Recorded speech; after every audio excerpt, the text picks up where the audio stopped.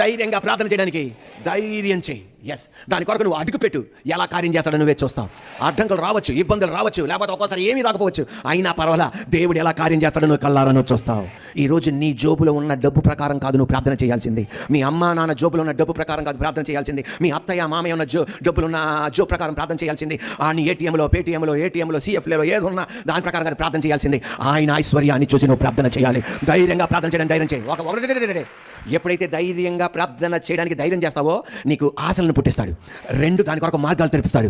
దానికి అలా నీకన్నా పెద్దలతో స్నేహం కలిగించి రెడీ చేస్తాడు. నీకన్నా అలాంటి వ్యాపారవేత్తలతో స్నేహం కలిగించి రెడీ చేస్తాడు. నీకన్నా అలాంటి పద్ధతితో దేవుడు దించుతాడు. మెల్లింగా నా దేవుడు టప టప టప నీ కొరకు మార్గాలు తెరుస్తాడు. దావీదు ఎవరో గొర్రెల కాపరి. సితారా తీసుకొని శుభ్రంగా వాయిస్తూ ముందుకెళ్తుంటే ఒకరోజు ఒక ప్రార్థన చేశాడు. వాక్యం కీర్తనల గ్రంథం 61వ కీర్తన 2, నా ప్రాణము తల్లడిల్లగా బూది గంతముల నుండి నీకు మొర్ర పెట్టుచున్నాను, నేను ఎక్కలేనంత ఎత్తైన కొండపైకి నన్ను ఎక్కించుము. ధైర్యంగా ప్రార్థన చేయడానికి ధైర్యం చేశాడు. దేవుడు ఎవరికి అని చెప్తాడు చూడండి అన్నాడు. ఏంటి వాళ్ళ నాన్నకి అంత లేదు, వాళ్ళ అమ్మకి అంత లేదు, ఈడేం ప్రార్థన అలా దేవుని శ్రద్ధ ఆయన మీద పడింది.